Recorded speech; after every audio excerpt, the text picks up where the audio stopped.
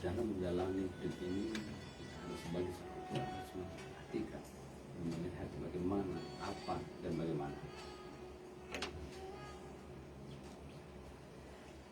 98,6 Top FM Padang Panjang dan live streaming kita di Top FM padangpanjang.com. Assalamualaikum warahmatullahi wabarakatuh. Selamat siang atau mani dari masyarakat Kota Padang Panjang. Seperti kita informasikan tadi bahwasanya hari ini kita melakukan dialog interaktif bersama LK3 Raudah Kota Padang Panjang, Lembaga Konsultasi Kesejahteraan Keluarga Kota Padang Panjang. Dan lembaga ini ada di bawah naungan Dinas Sosial P2KB P3A Kota Padang Panjang, Top Mania. Kalau seandainya mencari orang untuk cerita, untuk curhat, ya hati-hati zaman sekarang. Harus yang jelas dan harus mengetahui ya persoalan kita itu seperti apa. Silahkan Top Mania kalau seandainya mempunyai permasalahan keluarga tentang anak, keluarga dan juga keluarga besar, silahkan datang langsung ke LK3 Raudah Kota Padang Panjang ya. Ada narasumber yang akan memberikan edukasi kepada kita terkait permasalahan yang kita hadapi. Top Mania, hari ini Jumat 22 Juli 2022 kita mengangkat tema edukasi pranikah ya. Perkawinan pranikah bagi calon pengantin atau catin ini merupakan ikhtiar pemerintah melihat tingginya angka perceraian yang terjadi saat ini. Selain itu diharapkan juga kepada catin atau calon pengantin bisa membangun keluarga yang mempunyai pondasi yang kokoh. Karena banyak pasangan calon pengantin saat ini Top Mania yang belum tahu cara mengelola keluarga. Nanti kita melihat dari beberapa sumber yang ada di studio Top FM. Saat ini ada dari bidang hukum, bidang agama, bidang sosial, dan bidang psikologi. Ya, kita akan berbincang Top Mania dari berbagai sumber yang ada di studio Top FM. Dan saat ini kita akan sapa narasumber kita yang sudah hadir di studio Top FM. Ya, ada Bapak Juprizal SAG. Ya, beliau dari bidang agama. Selamat pagi Pak Jup. Ya, selamat pagi Mbak Enti. Assalamualaikum warahmatullahi wabarakatuh. Waalaikumsalam warahmatullahi wabarakatuh. Ada dari bidang hukum dari Bapak Bambang Sunario. Selamat pagi menjelang siang Pak Bambang. Ya, selamat pagi juga. Assalamualaikum warahmatullahi wabarakatuh. Waalaikumsalam warahmatullahi wabarakatuh. Dari bidang psikologi ada Mbak Rami Fitri atau Mbak Riri. Selamat pagi menjelang siang Mbak Riri. Selamat pagi, Assalamualaikum warahmatullahi wabarakatuh. Waalaikumsalam warahmatullahi wabarakatuh. Mbak Sari Afimawati, selamat pagi menjelang siang. Selamat siang, Assalamualaikum warahmatullahi wabarakatuh. Waalaikumsalam warahmatullahi wabarakatuh. Nanti ada satu lagi Top Mania dan masyarakat Kota Padang Panjang, Mutia Agnanta Dara. Agnanta Mutia Dara ya, kebalik jadinya. Dia adalah dari bidang sosial nanti. Dia juga akan menjelaskan nanti edukasi pranikah ya. Dia memandang dari segi sosialnya seperti apa ya. Banyak di sini kalau kita berbicara tentang landasan dari keluarga sakinah ini ya, bagaimana awal kita menjalani keluarga atau rumah tangga ini sebelum menikah. Tomania, kita akan ke Pak Jup ya, dari berbicara kita edukasi pranikah dari segi agama ya. Ya Pak Jup, silakan Pak Jup. Ya, terima kasih Mbak Yanti. Sama-sama kita ketahui pernikahan adalah ikatan lahir batin. Setiap kita sebagai insan yang diberikan oleh Allah Subhanahu wa taala hawa nafsu dan akal pikiran untuk melanjutkan keturunan. Nah, dengan pernikahan inilah menghalalkan hubungan suami istri atau hubungan antara seorang laki-laki dan seorang perempuan. Nah, untuk terjaminnya hubungan itu, bagaimana rumah tangga menjadi rumah tangga sakinah mawadah, tentu perlu beberapa hal yang diperhatikan setelah pernikahan atau pranikah. Memang kita sadari ya, bahwasanya sebelum menikah apa yang ada pada pasangan kita semuanya indah dan bagus ya. Kemudian kekurangan-kekurangan pasangan tentu semuanya sempurna, Mbak Inti. Tetapi setelah menikah, semua itu akan berbeda. Kenapa? Karena ketika kita belum mendapatkan sesuatu, kita akan rasakan bahwasanya kita akan mengalah. Karena kita menginginkan. Tapi setelah kita mendapatkan sesuatu itu, dan itu adalah milik kita, kadang-kadang kita kurang bisa menjaganya. Menjaga pasangan kita, menjaga harta, menjaga pangkat, jabatan, semua yang diberikan. Nah, sebelum kita memperoleh, kita berkeinginan. Setelah saya mendapatkan, saya akan berbuat ini, saya melakukan ini, saya akan berkorban, saya ini sebagainya. Tapi toh kenyataannya sangat bertolak belakang.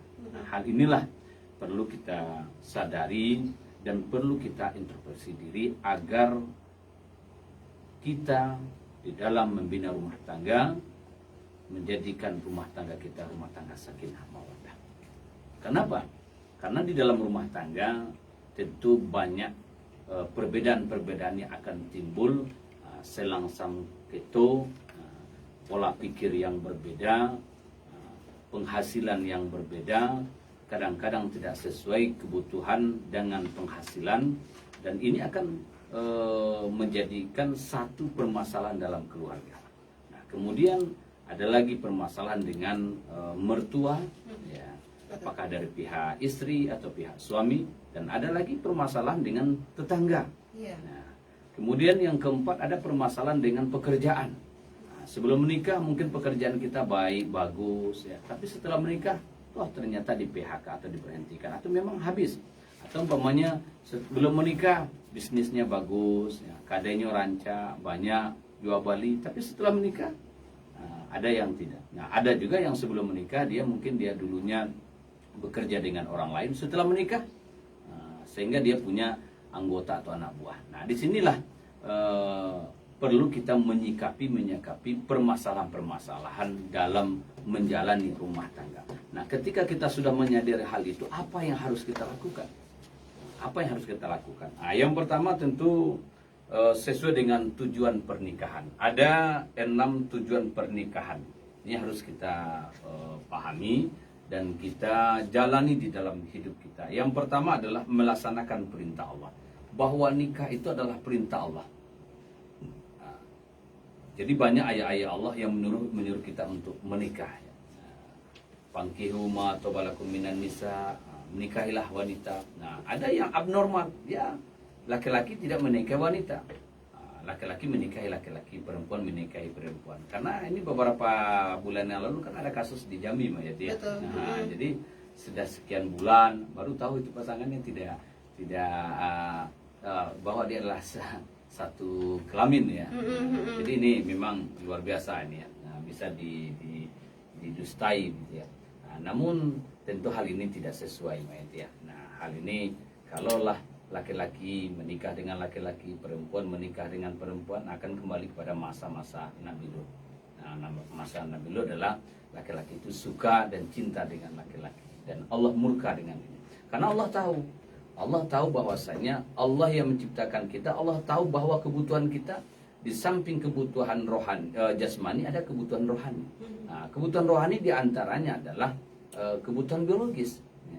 Maka ini adalah seorang suami wajib memberikan nafkah lahir dan batin. Nah, lahir ini adalah makan, minum, pakaian, tempat tinggal. Nah, batin itu apa? Batin adalah memberikan kasih sayang, memberikan perhatian, dan memberikan hubungan biologis. Nah, ketika tidak diberikan nafkah batin ini, maka seorang suami maka berdosalah dia. Dan sebaliknya, ketika suami telah memberikan belanja lahir dan batin, nah, kewajiban istri melayani. Nah, setelah dia dapat belanja lahir, pakaian sudah, tempat tinggal sudah, tentu sesuai dengan kemampuan suami. Betul. Nah, kalau dia mampu membeli rumah, ya silakan. Kalau tidak mampu membeli rumah, ya ngontrak. Nah, atau tinggal di rumah mertua, silakan. Yang penting hati tenang. Nah, kemudian memberikan pakaian untuk menutup auratnya. Nah, karena ada tugas seorang wanita tadi menutup aurat. Nah, ini maksud yang kedua, Mbak Yanti, adalah melaksanakan sunnah Rasul. Nah, karena Nabi sudah katakan dia an-nikahu sunnati faman raghiba an sunnati falaysa minni, kata Rasul. Nikah itu adalah sunnah. Siapa yang tidak senang dengan sunnah, maka dia bukan dari kelompokku, katanya. Nah, artinya apa? begitu Rasulullah memberikan warning kepada manusia, khususnya kita umat Islam, bahwa nikah itu adalah sunnah. Nah, sunnah ketika kita kerjakan berpahala dan kita tinggalkan berdosa. Nah, maka hukum nikah itu ada 5, Mbak Eni. Yang pertama adalah mubah. Nah, mubah itu boleh menikah, boleh tidak. Nah, jadi ini hukum dasar. Mau menikah silakan, kalau tidak menikah silakan. Ini hukum dasar. Nah, hukum dasar ini akan berubah sesuai dengan koridor waktu, perjalanan, peredaran waktu dan kondisi. Nah, akan berubah menjadi mungkin bisa menjadi wajib. Nah, bagi siapa yang wajib menikah? Bagi seorang laki-laki yang mampu memberikan belanja lahir dan batin. Nah, dia sudah punya pekerjaan, penghasilan, dan mampu memberikan lahir batin. Nah, yang bahayanya mampu batin tadi, kalau tidak dia menikah maka dia akan jatuh zina. Nah, maka laki-laki yang seperti ini wajib hukumnya menikah.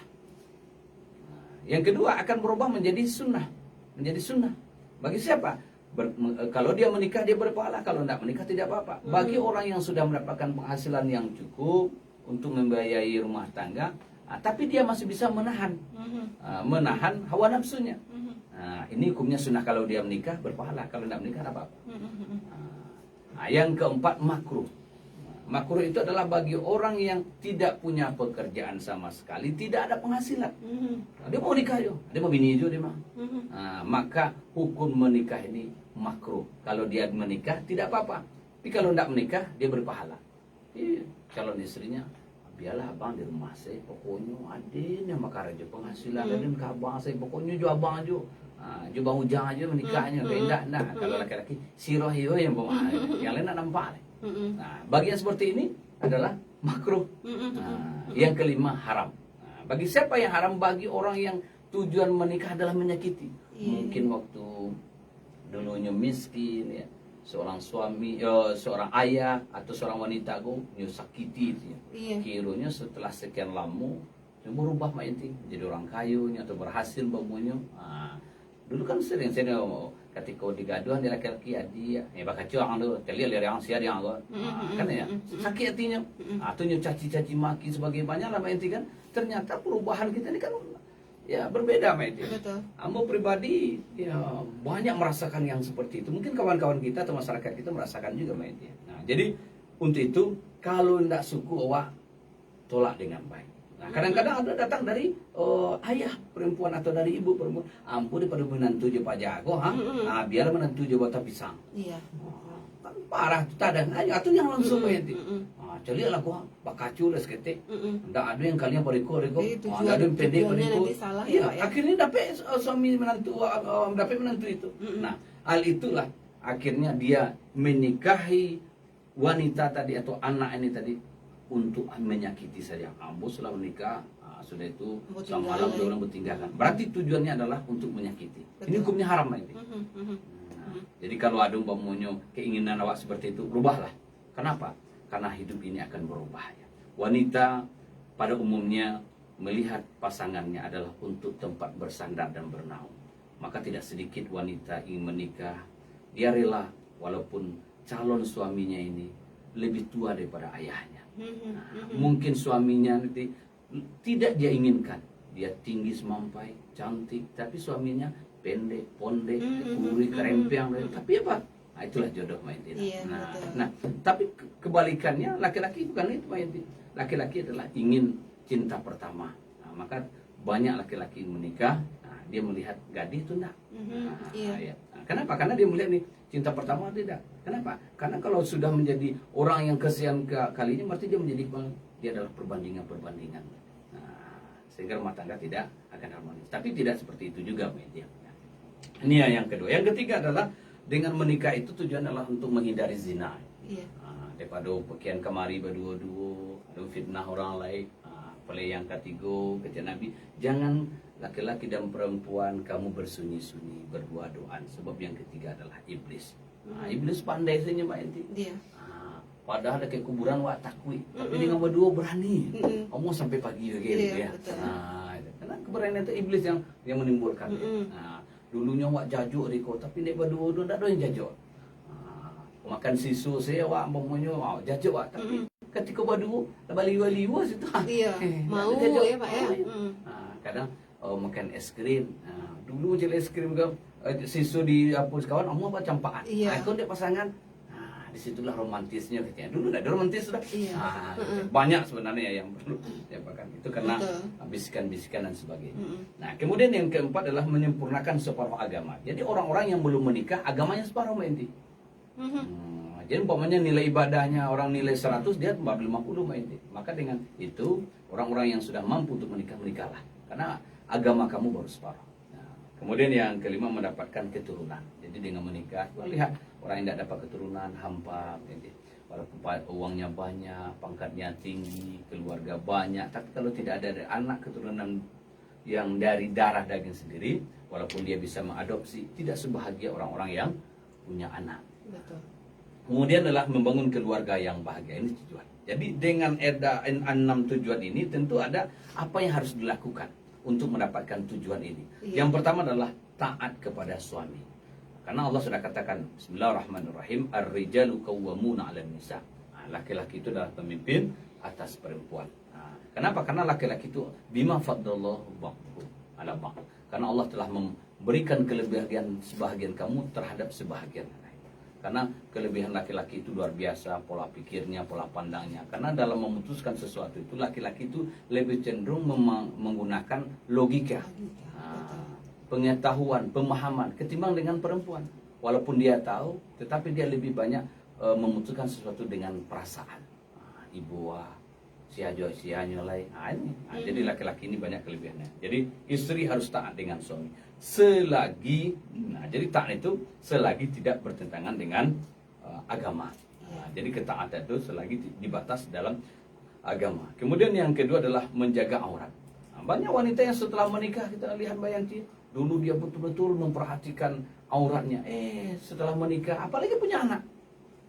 Kadang-kadang ketika menyusui, sekarang alhamdulillah kita lihat orang-orang ibu-ibu menyusui sudah banyak yang ada jilbab, di dalam jilbab, membuka dalam untuk menyusui sudah mudah kan, sudah ada jendelanya. Kalau dulu kan susah Mbak itu. Betul. Karena baju kaos lu tuh pas naik kaki sedonya gitu ya. Kalau kini alhamdulillah ya.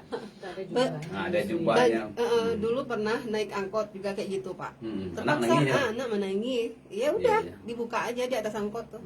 Yang laki-laki mencari umur itu 20 aja.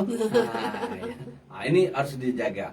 Sebelum menikah, kok kita jaga pribadi kita, diri kita, tapi setelah betul. punya anak lupa ya. Betul. Kemudian ada beberapa hal yang perlu diperhatikan oleh para istri ya. Di rumah itu ada yang boleh melihatkan aurat-aurat yang terlihat. Kepada siapa saja, mertua, ayah gitu ya. Tapi kepada orang-orang lain, kakak ipar sebagainya harus menutup aurat. Iya. Jadi kadang-kadang jale ipar, pembayan sebagainya, dia pakai baju yukin silo, pakai Sarawak, jadi ini kan sekali dua kali menjadi terbiasa, akhirnya di sini banyak ini akan penyimpangan dengan kakak iparnya lah, ya mamanya lah sebagaimana terjadi. Maka Islam melarang dan menutup aurat itu adalah kewajiban. Dalam surah Ar-Rum ayat 31 jelaskan, katakanlah hai Rasul kepada istrimu dan orang wanita-wanita muslimanmu bahwa mereka harus menutup aurat. Julurkanlah jilbabnya ke dada. Ya, itu enggak boleh pakai jilbab. Ya, tetapi terlalu gaya gitu ya, nampak juga banyak pakai pakaian tetapi dia bertelanjang. Itu kan Nabi sudah katakan Mbak Inti, akan datang di akhir zaman nanti bahwa mereka nanti umatku kata Nabi, mereka berpakaian tapi sama dengan bertelanjang. Dia berpakaian tapi bertelanjang. Dia pakai baju tapi bajunya ketat. Dia pakai celana legging. Tapi dengan pakai legging tadi nampak semuanya. Kalau tidak pakai legging tidak nampak. Malah pakai legging itu nampak ya. Jadi inilah tanda-tanda hari akan kiamat. Kemudian yang ketiga, jangan membebani pasangan ya. Jangan, artinya apa? Istri harus ridho berapa penghasilan pendapatan suami. Karena kebutuhan-kebutuhan disampaikan semuanya. Ini itu tetangga lah modeku, awak modeku yoleda. Nah ini perlu diperhatikan. Bimbing dan perhatikan, bahasalah dengan bahasa ya apa yang diberikan oleh suami itulah yang terbaik. Ketika ingin diskusikanlah. Jangan sampai membebani suami. Tidak sedikit kita lihat Bu Yanti bahwasanya seorang ayah atau seorang suami rela mencuri, rela mengambil hak orang lain. Karena apa? Karena untuk kebutuhan. Yang kadang-kadang kebutuhannya itu adalah bukan kebutuhan yang bukan kebutuhan tapi udah keinginan. Udah keinginan dan itu menjadi wahnya. Iya, betul. Jadi untuk itu maka seorang istri jangan sampai membebani suami dalam memberikan nafkah. Karena ketika memberikan nafkah dibebani sehingga menimbulkan kecurangan-kecurangan di dalam perjalanan hidupnya. Kemudian yang keempat adalah mengharapkan ridha Allah. Jadi ketika menikah itu adalah mengharapkan ridha Allah. Allah Subhanahu wa taala memberikan kita semuanya, memberikan rezeki, memberikan pekerjaan dan jalani hidup ini. Bawa suami, bawa istri, bawa anak-anak untuk apa? Untuk mendekatkan diri kepada Allah. Ketika diberikan rezeki, berbagilah. Wa amma bi ni'mati rabbika fahaddits. Mungkin itu Mbak Yanti. Baik, terima kasih Pak Jup. Mudah-mudahan ini bermanfaat ya untuk Topani dan masyarakat Kota Padang Panjang di luar sana ya. Kalau misalnya kita menilai dari segi agama sih banyak ya larangan-larangan, pantangan-pantangan yang harus kita patuhi sebenarnya.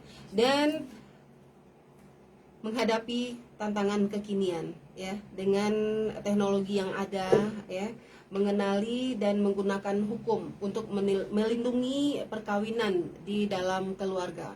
Mungkin melindungi, mengenali, memakai hukum untuk melindungi keluarga kita. Ini kita masuk ke Pak Bambang Sunario ya, beliau akan memberikan edukasi pranikah ya terkait dari segi hukumnya. Silakan Pak Bambang. Baik, terima kasih banyak Bu Yanti. Sebelumnya saya ucapin selamat pagi menjelang siang buat bapak-bapak, ibu-ibu yang lagi jualan di pasar Padang Panjang. Iya, hari Mudah-mudahan pasarnya. ini dianugerahi Allah rezeki yang banyak ya. Amin. Kemudian juga bapak-bapak ibu yang lagi kerja di pemerintahan, semoga hari Jumat ini banyak inspirasi untuk terus beribadah. Amin. Dengan sebaik-baiknya. Oke, terima kasih Bu Yanti. Jadi persoalan hukum memang secara otomatis itu timbul ketika terjadinya pernikahan itu Bu Yanti ya. Karena saat pernikahan itu kan ada akad. Akad itu sebenarnya kalau dalam bahasa hukum juga perikatan. Ya. Nah perikatan itu menimbulkan hak dan kewajiban. Ya, menimbulkan hak dan kewajiban kedua belah pihak. Nah sebenarnya yang jauh lebih berat memahaminya adalah bukan masalah hukumnya. Kalau hukumnya mungkin mudah untuk memahami, tapi pelaksananya juga sulit. Betul. Tetapi bagaimana seorang laki-laki, perempuan ketika sudah disambung dengan akad pernikahan itu, dia mengetahui hak dan kewajibannya. Iya. Ya. Nah ini tidak mudah seperti yang saya katakan. Sebenarnya pada saat seorang mulai balik, ya, saat dia mulai mengenal lawan jenisnya, saat itu sebenarnya seorang manusia itu sudah diberi oleh Allah, ya kan, sinyal berpikirnya bahwa dia suatu saat butuh seorang wanita untuk jadi istri. Nah, sedapat mungkin kan pada saat itu dia mulai membangun, berencana, kemudian juga menghimpun seluruh kekuatan untuk bisa nanti sampai kepada tahap dia menikahi seseorang atau dinikahi. Ya kan? Wanita juga seperti itu. Ya kan? Dia sudah harus mengambil ancang-ancang, bayangan-bayangan. Kalau saya besok mau punya suami seperti apa, ya kan?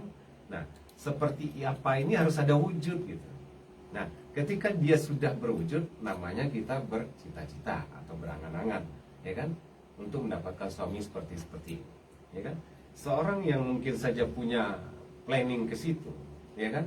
Dia akan berusaha juga untuk menghindari laki-laki yang mungkin tidak atau belum sesuai dengan harapannya. Betul. Nah, jadi tidak asalan dia mencari pasangan.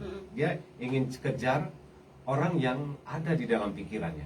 Ya, itu berlain-lain ya. Nah, ada yang hanya seperti yang diceritakan tadi mungkin hanya sebatas cantik gagahnya saja. Ada yang kemudian memiliki moralitas yang baik. Ya, macam-macam lah. Ya, semua kita itu berbeda-beda. Tapi hakikatnya sama, mencari yang yang memiliki kualitas, ya, kualitas mentalnya, kualitas ekonominya kan seperti itu, ya kan? Jadi oleh karena itu laki-laki juga seperti itu. Jadi giringlah, maka di sini ada pentingnya pendidikan primer dari orang tua untuk mencoba membuka-buka cerita dengan anak-anaknya yang sudah balik. Ya kan?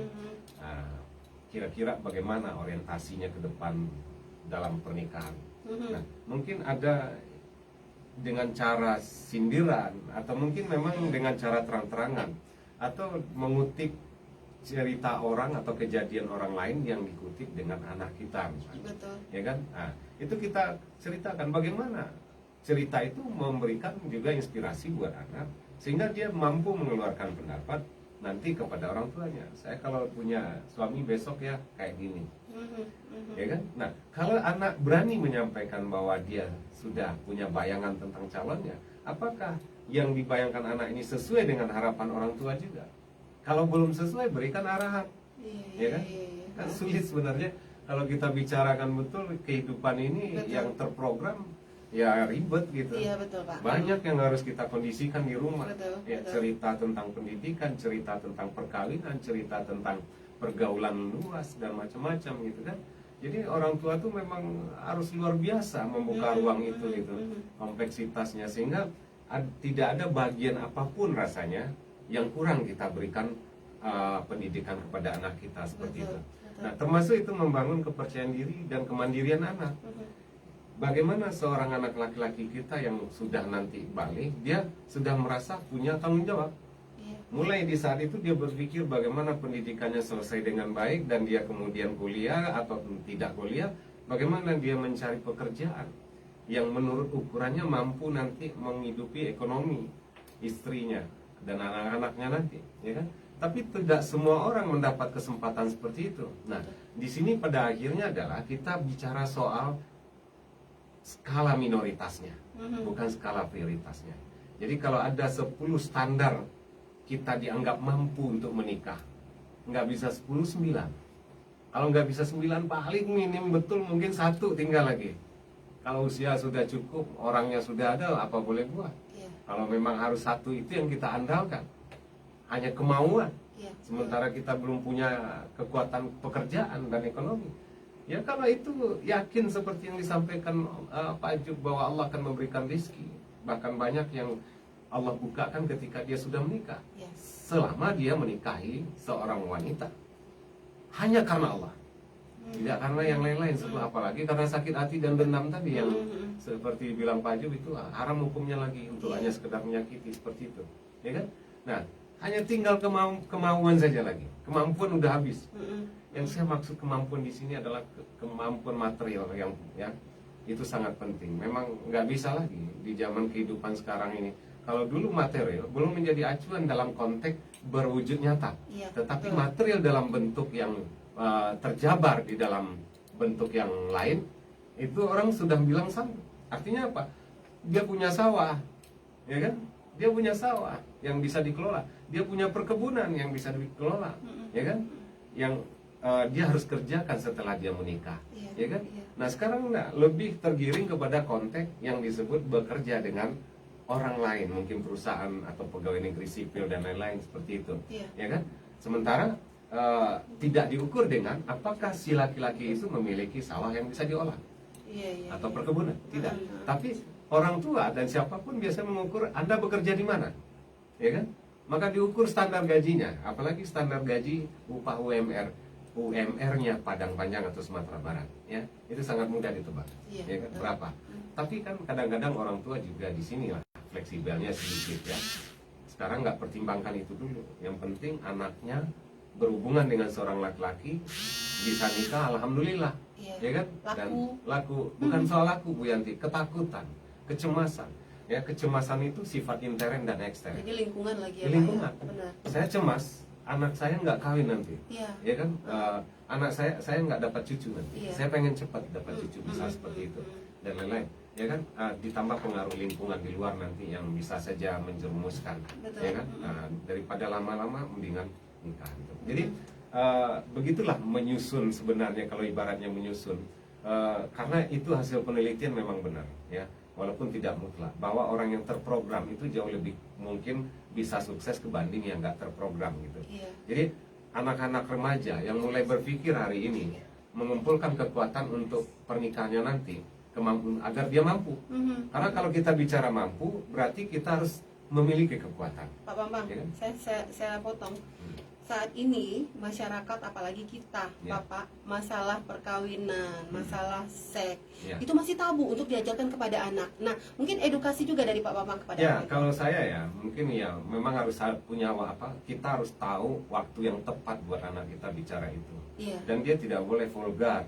Iya, Ya. ha-ha. Dia harus bermain dengan bahasa-bahasa yang mungkin bisa verbal.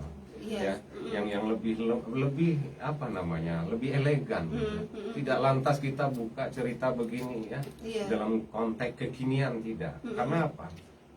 Kita ragu dengan anak kita sendiri, apakah dia sanggup. Justru nanti takutnya efek negatif yang dapat. Justru dia tidak sanggup, ya kan, mengantisipasi dirinya sendiri. Iya. Karena keponya anak-anak ini punya ruang, Iya. keingintahuannya yang tinggi dan ruang yang cukup luas.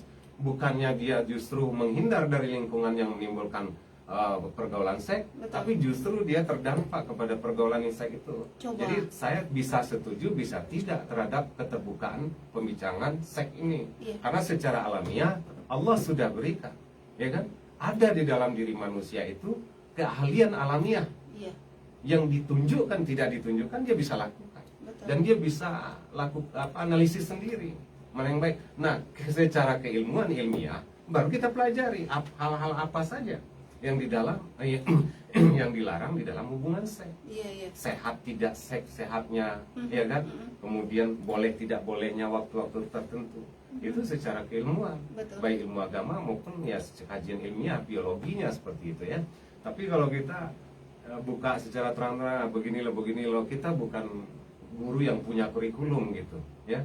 Yang standarisasi pembelajaran kita apakah bisa ya justru memberikan efek positif atau negatif. Iya. Jadi menurut saya itu biarkan berjalan apa adanya, ya kan, berjalan apa. Nanti kalau misalnya kita lihat memang sudah saatnya waktu tepat, mungkin dia mau nikah. Kalau saya lebih cenderung mungkin kalau mau juga disampaikan, sampaikanlah saat dia mau menikah, jangan di saat usianya SMP atau SMA.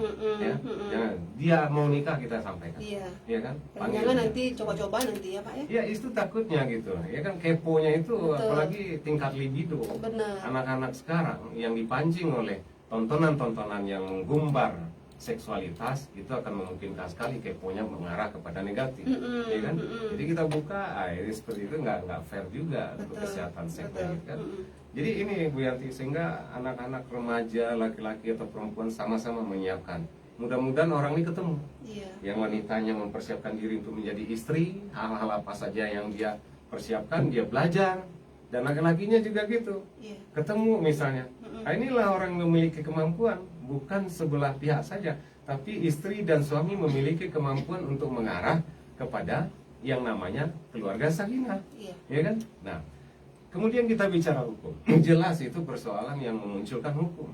Ya, perikatan dari pernikahan itu tadi, masalah harta. Iya. Ya, jadi laki-laki ketika dia sudah menikah, hartanya lah tidak lagi untuk pribadinya, ya, tetapi untuk istri dan anaknya. Iya. Ilmu yang harus tinggi kita pelajari, harus tahu mana yang sunat, mana yang wajib. Kadang-kadang banyak ditemukan di lapangan. Kita pun sering khilaf, ya, bahwa kadang-kadang kita menulukan yang sunat. Iya. Apa yang wajib? Itu istri dan anak, Iya. ya kan? Dan boleh dikatakan kalau bagi seorang laki-laki ibunya, ya kan? Ibu atau orang tuanya, gitu, seperti itu. Nah, oleh karena itu bagaimana seorang laki-laki bisa memanajemennya, ya kan? Ya, kalau kita buat lingkaran, kalau Bu Yanti bayangin aja, saya menggambar lingkaran, lalu saya bagi gambar lingkaran itu menjadi berapa poin. Seorang laki-laki pada akhirnya dia terlibat di dalam banyak komponen lingkungan. Satu, istri. Iya. Bagaimana dia sebagai laki-laki terhadap istri, Oke. anak, kemudian orang tua, kemudian keluarga besar atau Iya. saudara, kemudian tetangga, teman, sahabat, kemudian masyarakat. Seorang laki-laki yang kuat itu, terutama di bidang ekonomi, dia akan mengayomi keseluruhannya. Nah, kan susah ya, Betul, susah, betul, ya kan? betul. Istrinya diayomi, anaknya diayomi, orang tuanya diayomi, saudaranya diayomi, bahkan tetangga masyarakat. Ya? Karena kita mengutip bahwa orang yang banyak manfaat itu yang mampu berbuat banyak. Ya, salah satunya manfaat yang paling penting adalah ilmu. Nah, termasuk material. Kalau misalnya kita punya saudara, saya sepakat dengan cerita-cerita bahwa jangan kita sampai kecolongan, artinya kebablasan, lebih banyak ke orang lain kebanding istri dan anak, bahkan saudara kita sendiri. Saudara kita biarin, sementara uang kita udah jor-joran pada orang lain. Jadi yang kita senangkan siapa? Iya. Jadi kita harus tahu primer dan sekunder, ya kan? Siapa yang primer, siapa yang sekunder. Dan mudah-mudahan kita diberi kemampuan oleh Allah untuk melengkapi yang sekundernya, seperti itu. Sehingga istri nggak merasa dikecewain. Ya, saya tahu. Kalau si istri tahu suaminya, tahu ya, ini tegas saya ngomong nih. Kalau tahu suaminya itu punya ilmu untuk melakukan keadilan di dalam menyusun ekonomi keluarga dan manajemen, ya udah, jangan banyak ngomel gitu. Jangan, kalau terjadinya kesalahan kecil-kecil yang mungkin karena keadaan itu biasa. Tapi yang paling penting, saya mengenal Bu Yanti, yang paling penting saya tahu ilmunya Bu Yanti. Saya tahu Bu Yanti baik gitu. Udah, saya itu yang penting. Saya nggak curigai lagi Bu Yanti untuk tidak baik gitu. Seperti itu. Istri harus begitu, kepercayaan total. Kalau bahasa saya adalah kepercayaan lahir batin, ya kan? Jadi ini dicurigai juga ilmu suaminya bisa apa enggak? Ya, suami punya manajemen. Ya, ketika mungkin istri nggak tahan melihat suaminya menyumbang kepada orang lain berkali-kali, ya, dia punya pikiran sendiri. Yang mudah-mudahan itu tidak lari dari konteks agama, ya kan? Yang penting kebutuhan primernya apa? Pokoknya harian, misalnya seperti itu ya. Ini memang tidak banyak orang yang diberi oleh Allah untuk menyempurnakan ya tugas laki-laki ini, yaitu kebutuhan pokok harian, apalagi zaman sekarang yang notabene-nya sangat banyak kebutuhan-kebutuhan yang meningkat, yang kemudian menipiskan cadangan keuangan di rumah tangga itu ya.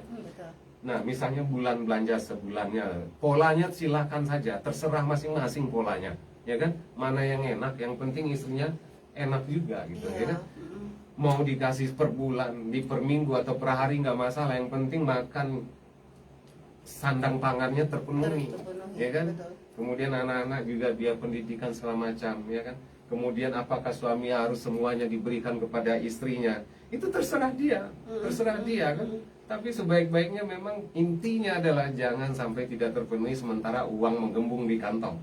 Ya, uang saya banyak di kantong saya, kebutuhan istri anak saya yang saya biarin, ya kan? Saya nggak mau tahu, ya kan? Apalagi kalau saya sudah pro kepada, ya, orang tua kandung saya sekalipun, itu akan menimbulkan kecemburuan pada istri saya, menimbulkan polemik, ya, yang akhirnya bisa saja hubungan saya dengan istri jadi bentrok seperti itu, ya. Nah, oleh karena itu suami harus berpikir saat dapat uang apa sih kebahagiaan pertamanya. Kalau saya jujur aja ya, jujur saja bahagia saya itu ketika saya bisa memberi, ya, karena menurut ada filosofi baru lahir dari saya, kebetulan ini lahir pagi-pagi nih, ya kan, bahwa orang yang sanggup memberi itulah yang merasa memiliki. Ya kan? Nah, kalau orang yang sanggup merasa memiliki, pasti dia mau memberi. Kalau nggak memberi, apa yang mau? Ya, memberi itu kan sesuatu yang kita miliki. Betul. Ya kan? Sesuatu yang kita miliki. Jadi orang yang sanggup atau mau memberi itu orang yang merasa memiliki. Tapi kalau orang yang nggak sanggup memberi, berarti dia nggak merasa memiliki. Dia merasa menguasai. Ya kan? Nah, merasa menguasai dia gitu. Kalau dia kuasai, apa yang dikuasainya tidak akan memberikan hal apapun kepada dia, terutama ibadah. Karena sifat memberi adalah ibadah, ya kan? Kata kuncinya nilainya nanti ibadah. Tapi kita tahan aja. Bu Yanti punya katakanlah punya sapu lidi ya, di rumah ini orang tetangga minjem, ya kan? Bu Yanti nggak mau pinjam ini, padahal juga sampah banyak loh di sana. Ketika Bu Yanti mau kasih, di sanalah Bu Yanti merasa memiliki, ya. Tapi kalau Bu Yanti nggak mau pinjam atau kasih, Bu Yanti hanya merasa menguasai. Iya, betul. Ya, jadi dalam hal apa suami, ya kan? Dia memberi kepada istrinya itu berarti dia memiliki istri, gitu. Merasa memiliki istri, ya kan? Nah, seperti itu. Jangan berikan ya istrinya, gitu kan? Jadi itu konteks Bu Yanti dalam hal yang harus dilakukan oleh laki-laki. Intinya apa? Pola silakan berbeda-beda, tapi intinya kewajiban primer, ya, itu harus dipenuhi semampu-mampunya, ya kan? Dalam arti kata, kalau orang mampu katakanlah 1 juta sebulan, dia cuma mampu 800, ya 800. Kalau dia cuma mampu mungkin bahkan 100.000, ya kan? Apa boleh buat? Yang penting sama istri bilang tolong doain saya. Istri itu tingkat tertingginya nanti marah kepada laki-laki adalah ketika laki-laki sudah melempem istilah. Duduk, tidur, bersiul-siul di rumah. Sementara ini rumah udah hampir pecah. Betul. Ya kan? Tapi kalau suaminya sudah berbuat kesana kesini, hanya persoalan nilai uang yang belum dapat, lalu istrinya mengomentari panjang lebar sampai nanti pada tingkat yang mungkin parah, ya, menimbulkan komunikasi yang kacau, ya kan? Ini nggak fair juga buat laki-laki. Iya. Karena si wanita siap dinikahi, salah satunya siap secara moral. Ya, secara moral dia berarti tahu nih persoalan hidup sampai sesempit ini besok, sampai sesulit ini saya akan hadapi. Jadi wanita tangguh itu penting dalam rumah tangga. Laki-laki juga gitu. Nah, sehingga apalagi yang harus apa? Kekuatan spiritual, keagamaan, bahwa kekuatan juga kita memikirkan udaden, laki-den adalah orang terbaik hari ini, dan saya harus berikan nilai-nilai yang mungkin saja mampu membangkit kekuatan dia. Ya kan? Sebaliknya suami juga gitu. Jadi kadang-kadang orang nggak percaya diri loh. Mau nikah dia nggak percaya diri bahwa wanita yang dinikahinya itu adalah wanita baik. Iya. Ya kan? Nah ini perlu disandingkan dengan persoalan-persoalan modern hari ini, artinya PDKT. Ya, PDKT yang fair gitu, yang sesuai. Sehingga laki-laki mengenal siapa sih calon wanitanya. Ya kan? Kapan perlu sama-sama diberikan terapi, ya, yang disebut dengan apa namanya istilah di screening ya. Iya. Tapi lebih dalam lagi, ya, terapi psikologinya. Bahwa hidup ini memang nggak gampang begini-begini. Kalau screening kan memberikan bayang-bayang. Tapi bagaimana mendramatisir pikiran seseorang itu sehingga dia tahu benar, memang kebayang nih nggak gampang hidup besok. Gitu. Seperti itu ya. Nah, istri juga gitu. Nah, inilah Bu Yanti. Jadi pranikah itu kita sebenarnya panjang prosesnya. Saat saya katakan tadi, saat seorang mulai balik, itu sudah sebenarnya waktu yang paling tepat dia memulai memikirkan siapa orang yang akan dia cari sebagai istri nanti dan bagaimana dia mempersiapkan. Tapi sekacau-kacaunya perjalanan seorang laki-laki, cukup di saat-saat dia mulai terpanggil untuk menikah, di situ mulai menyusun kembali apa yang dia rencanakan. Ya, seperti yang saya katakan, mudah-mudahan seorang laki-laki, terutama karena dia yang akan memimpin, kalau tidak 10 poin, ibaratnya 10 poin ya, yang harus terpenuhi, paling tidak satu yaitu kemauan yang kuat, niat yang kuat, hanya karena Allah menikah itu. Dan mudah-mudahan setelah itu Allah bukakan rezeki. Ya, selama seorang itu tidak meninggalkan sholatnya. Ya kan? Mungkin setelah dia nikahi memang dia cuma punya kemauan saja. Pekerjaan kacau, gitu ya, ekonomi kacau, gitu. Tapi setelah dia nikah, dia harus tetap mendekatkan diri kepada Allah. Saya yakin loh, hal-hal seperti itu, sangat yakin sekali. Allah akan bukakan. Sementara demikian. Terima kasih Pak Bambang. Sebenarnya Topani dan masyarakat Kota Padang Panjang, banyak ya hal-hal yang harus kita perhatikan sebelum berumah tangga ya. Ini yang disebut dengan perjanjian-perjanjian sebelum nikah ya Pak ya. Mungkin bagi perempuan, laki-laki ya akan menjadi seorang istri ataupun seorang suami ya, hak dan kewajiban yang disampaikan oleh Pak Bambang tadi harus tahu dulu ya, karena berumah tangga ini ribet ya, banyak lika-likunya ya, bagaimana cara mengelola. Disinilah peran penting sebenarnya ilmu ya Pak ya, sebelum pernikah yang harus disampaikan. Mbak Riri, ya.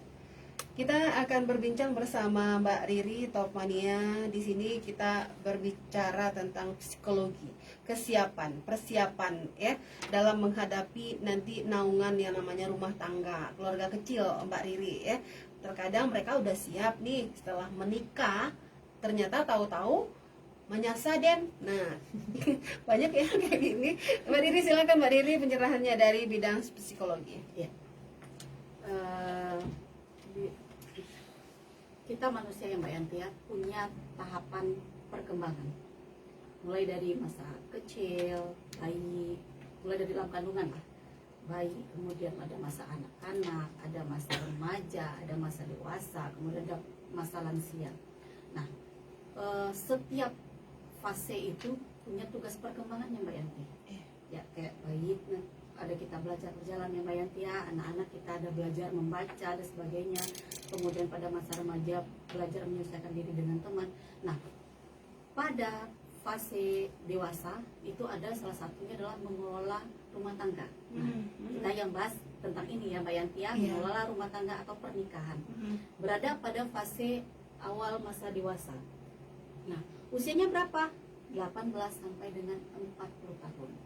Jadi yang mau menikah di usia di bawah itu jangan dulu, siapkan dulu mentalnya. Nah, bicara pernikahan kita sebenarnya bicara tentang bagaimana kesiapan mental kita yang ditanya Mbak Yanti. Iya.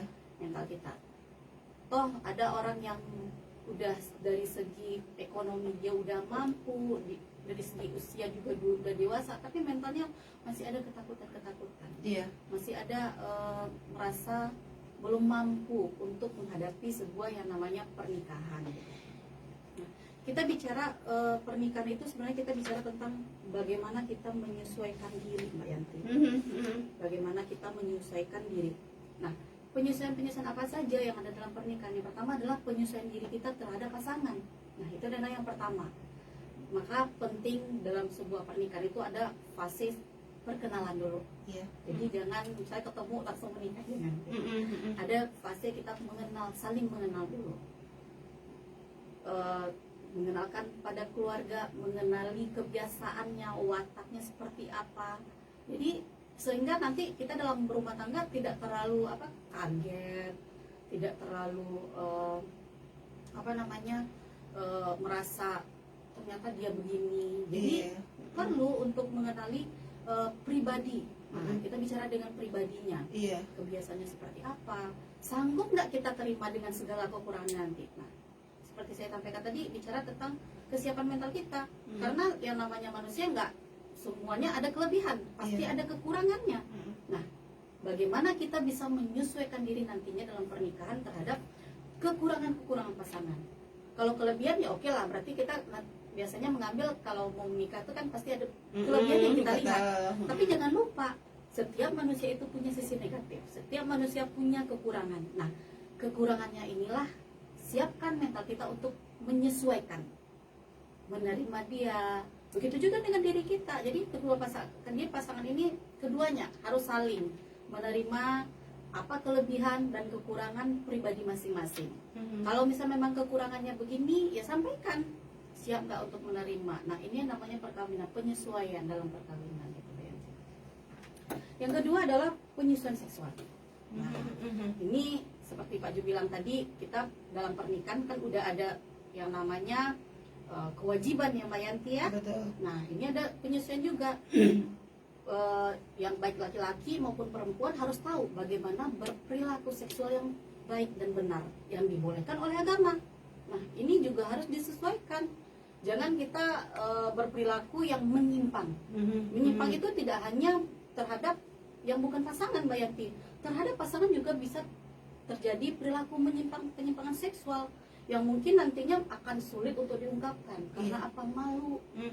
Toh dia suami saya, toh dia istri saya. Betul.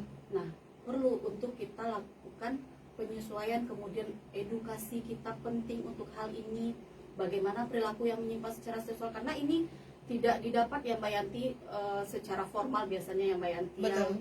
Mungkin tambahan dari iya. di dalam Islam, jadi yang penyimpangan seksual itu mungkin perlu diperhatikan oleh istri atau suami adalah bahwasannya yang dihalalkan itu adalah di tempat yang dibolehkan. Nah, sementara yang bagian belakang maaf bicara adalah dubur itu diharamkan Mbak Yanti. Tapi kalau cara teknis pola terserahlah. Nah, ya, nisa hukum hasulakum faktu hasakum anasitum, kata Allah. Istri kamu adalah sawah atau sama dengan ladang, maka cangkulah, bajaklah di mana saja yang kamu suka. Caranya, tapi yang satu itu bagian dubur itu tidak boleh. Ya, Pak, ya. Baik. Nah, udah dijelaskan ya sama Buya, sama Pak Ustadz kita bahwa perilaku menyimpang itu adalah tidak benar. Jadi yang disampaikan Pak Juk tadi. Jadi ini juga penyesuaian. Mungkin edukasi kita mungkin banyak ya kayak sekarang media-media sosial. Jadi bagaimana berperilaku yang baik, dan kemudian perilaku romantisnya itu adalah sebelum melakukan hubungan itu penting juga supaya ada romantisan dalam berhubungan gitu. Gairahnya. Iya. Kemudian yang ketiga adalah status ekonomi. Nah, Iya. jadi penyesuaian dalam ekonomi Mbak Yanti. Mungkin seperti Pak Ju bilang tadi udah disampaikan di awal pernikahan, mungkin ekonominya mapan. Kemudian ternyata di dalam pernikahan terjadi kemerosotan. Nah, kita juga harus siap sedini mungkin. misalnya suami ataupun istri, misalnya istri dapat suami nih yang mapan nih, Betul. tahu-taunya di tengah pernikahan terjadilah mungkin kemerosotan secara ekonomi. Bangkrut. Jadi kita sebagai wanita juga harus siap untuk membantu, Iya. juga harus punya skill juga. Jadi jangan hanya diam di rumah, kita tambah ilmu, apakah dari segi memasak. Nanti kalau terjadi kesulitan kita bisa dagang, Iya. atau hal-hal lain yang sesuai dengan minat dan bakat kita. Betul. Nah begitu juga dengan laki-laki gitu Mbak Yanti, kesiapan dia untuk dulunya mapan pada saat nanti harus siap juga mereka menyampaikan, meminta bantuan kepada istri, jangan malu, karena kalau udah rumah tangga udah punya kesepakatan bersama, harus bisa saling berbagi baik suka maupun duka. Kemudian selanjutnya adalah perubahan kepada peran. Nah, Betul. peran otomatis berubah ya Mbak Yanti ya, karena ada kita dulu mungkin masih gadis lajang, Semuanya orang tua. ya semuanya orang tua, bisa mungkin kalau mau keluar izinnya cuma ke orang tua, Orang tua. izin orang tua juga mungkin lebih bebas. Mm-mm. Kemudian peran kita kepada kalau udah jadi istri kan banyak kewajiban. Betul. Begitu juga dengan laki-laki Mbak Yanti ya, dulu mungkin nggak ada yang dinafkahi, hari ini udah wajib menafkahi istri. Kemudian udah ada anak, perubahan perannya ada dua nih Mbak Yanti. Pertama adalah perubahan peran menjadi suami atau istri. Kedua, perubahan peran menjadi orang tua. Iya. Nah, harus siap nih. Kalau mau menikah harus siap dengan peran ini. Udah tahu kewajiban suami apa, kewajiban istri apa. Jangan taunya haknya aja. Kewajiban juga harus dilaksanakan gitu Mbak Yanti. Kemudian menjadi orang tua. Nah, harus siap juga bagaimana mengasuh anak yang baik. Kemudian pola asuh yang akan kita terapkan berdua bagaimana juga harus kita bicarakan. Jadi perlu kesiapan mental dalam hal ini, karena terkadang perubahan-perubahan ini ada yang kaget Mbak Yanti, ada yang nggak siap. Ternyata menikah begini nggak asik, apa-apa izin, ternyata suami sifatnya mungkin ada yang mengekang, kamu harus izin dulu. Iya. Padahal memang kewajibannya memang harus izin suami kalau udah menjadi seorang istri. Nah begitu juga dengan kekagetan pada saat menjadi orang tua, proses melahirkan. Iya. Pada saat pertama melahirkan rata-rata wanita kaget ya Mbak Yanti ya. Betul. Semua wanita biasanya setelah ditanya-tanya pada fase pertama menjadi ibu itu ada dua, antara senang dan merasa tidak nyaman karena ada sakit-sakit yang kita rasakan gitu Mbak Yanti. Jadi kesiapan itu sangat dibutuhkan. Banyak yang mengalami baby blues ya Mbak Yanti ya. Pada saat melahirkan anak pertama, stresnya tidak dibantu juga dengan tidak didukung oleh keluarga yang membantu psikisnya. Ada yang mungkin yang menyalahkan, loh kok kamu lahirnya sesar sih, kok nggak bisa normal, keluarga aku nggak ada yang gitu. Jadi ini sebuah tekanan sebenarnya Mbak Yanti ya dalam hal ini. Jadi perlu kita persiapkan, perlu kita mencari ilmu dan edukasi melalui lembaga-lembaga seperti KUA ya Pak Jub ya. Nah, jadi makanya ada proses screening juga Mbak Yanti. Iya. Kalau sebelum menikah ada screening juga, ada yang disampaikan di sana. Jadi ini adalah sebuah proses persiapan kita juga sebelum masa pernikahan. Selanjutnya adalah penyesuaian terhadap hubungan dengan keluarga pasangan. Jadi kita menyesuaikan diri tuh jangan merasa hubungan kita itu hanya dengan pasangan kita. Iya. Hubungan kita juga dengan keluarga pasangan kita. Bagaimana karakter keluarga pasangan kita, bagaimana kebiasaannya harus kita hormati gitu Mbak Yanti. Harus kita hargai juga, harus kita ikuti juga kedua belah pasangan. Jadi dalam hal ini bicara pernikahan itu Mbak Yanti bicara tentang penyesuaian diri kita. Betul. Kita tanyakan kepada diri kita apakah udah siap menerima segala hal baik dan buruk dalam pernikahan. Yang namanya pernikahan gak ada jalan mulus. Seperti jalanan Mbak Yanti, ada lika-likunya, ada lubangnya. Begitu juga pernikahan. Tergantung bagaimana kita bersama punya visi misi dalam pernikahan. Mau dibawa kemana sih pernikahan kita pada nantinya? Iya. Makanya butuh kedewasaan dalam berpikir. Makanya butuh ilmu. Makanya kita sekolah dulu. Pendidikan yang benar dulu. Iya. Jalani dulu, siapkan. Baik itu dari segi karir, ekonomi. Untuk apa? Memang uang bukan jaminan kebahagiaan ya Mbak Yanti. Tapi ini adalah salah satu faktor mendukung agar masalah-masalah ekonomi yang bisa mencetus pertengkaran dalam pernikahan itu bisa kita minimalisir gitu Mbak Yanti. Jadi perlu kesiapan mental terhadap penyesuaian dalam persiapan pernikahan kita Mbak Yanti. Betul. Oke. Terima kasih Mbak Riri. Mungkin edukasi di sini adalah, kalau misalnya saya kutip dari penjelasan Mbak Riri, adalah benar, penyesuaian diri, mental, dan perubahan peran ya. Terkadang banyak dari istri-istri di luar sana yang menyangka bahwasanya saya mempunyai suami itu adalah 100% milik saya. Iya. Nah, tidak boleh apabila ada keluarga dari sang suami nanti yang datang ke rumah, nah itu udah marah-marah. Mungkin ini perlu sebenarnya edukasi ataupun ilmu yang harus diketahui ini mungkin lebih banyak ke istri mungkin ya Mbak Riri. Sebenarnya sama ya Mbak Yanti ya, karena di beberapa kasus ada juga kita melihat yang suaminya nggak boleh si istri bertemu keluarganya lagi gitu Mbak Yanti. Jadi harus sama Mbak Yanti ya, kita mengedukasi bahwa ketika kita menikah dengan pasangan kita, kita harus juga siap menerima kelebihan dan kekurangan keluarga besarnya. Betul. Karena menikah itu bukan hanya pribadi tapi keluarga. Keberhasilan dia menjadi suami atau istri pastinya berkat asuhan, dukungan, dan keluarga sebelumnya, Dari keluarga. orang tuanya, keluarganya. Jadi jangan lupa itu, bukan hanya kita. Mungkin kita hanya mendapatkan langsung nih, udah jadi Mbak Yanti ya, langsung udah berhasil. Tapi jangan lupa bahwa keberhasilannya adalah berkat orang tuanya, Dan keluarganya. Betul. Jadi kita harus menerima pasangan kita dan keluarganya, bukan pasangan kita aja. Udah memang saya sayang nih sama istri, tapi ataupun sayang sama suami, tapi suami apapun istri nggak boleh nih ada hubungan dengan keluarganya maupun orang tuanya. Kalau mau bantu ya udahlah, tapi silaturahmi jangan, sering-sering jangan. Jadi jangan seperti itu. Terkadang ada satu saat si keluarga, orang tua mungkin membutuhkan anaknya, mungkin apakah sakit atau ada pertemuan keluarga yang membutuhkan kehadiran pasangan kita. Berikan support.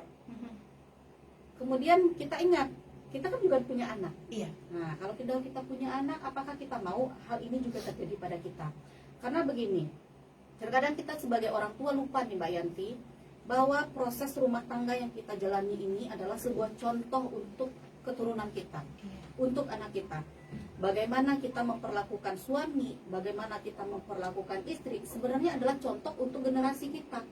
Kalau kita memberikan contoh yang baik, kita menjadi laki-laki yang bertanggung jawab, istri yang bertanggung jawab, otomatis tanpa harus kita ajarkan, tanpa kita edukasi secara langsung, itu anak-anak biasanya melihat, mama saya begini loh, papa saya begini loh.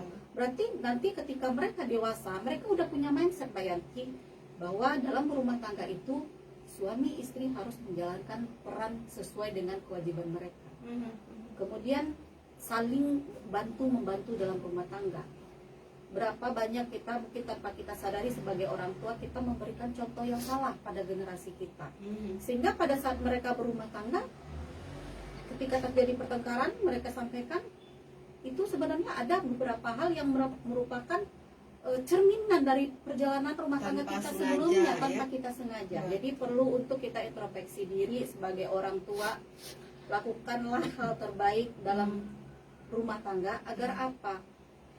Anak-anak dan kita bisa mencontoh. Karena nggak ada Mbak Yanti edukasi secara formal, yuk belajar tentang bagaimana mempersiapkan pernikahan secara formal, nggak ada. Nggak ada, betul. Itu didapatkan otodidak, biasanya otodidak dan turun temurun. Nah, yang turun temurun kalau sudah salah dari atas sampai ke bawah pun akan salah.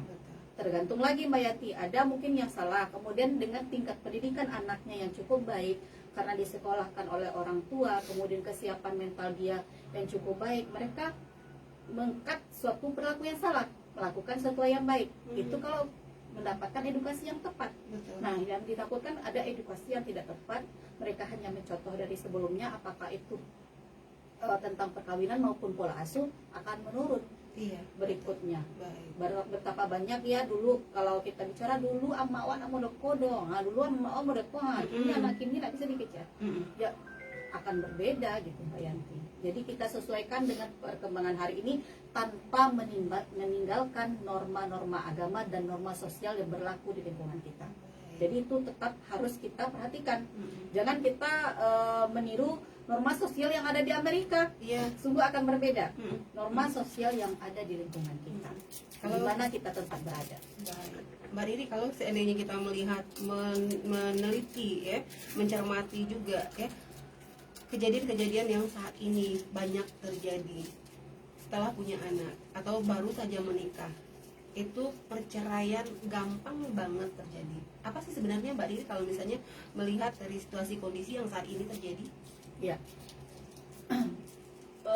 Kalau Atau kami persiapan melihat- pranikahnya tidak matang, atau memang antara catinnya yang tidak siap, atau bagaimana? Ya, kalau kita melihat dari beberapa kasus saat ini yang Mbak Yantia, salah satu faktor ya bisa jadi Mbak Yantia karena ketidaksiapan mereka untuk menerima pada saat dalam pernikahan. Dari awal mereka udah nggak komit. Nah, kita kan udah di awal pernikahan biasanya kita kan bicara Iya. apa hal-hal yang ditolerir dan apa yang tidak ditolerir, Mbak Iya. Yantia. Mm. Tentu setiap pasangan tuh punya beda-beda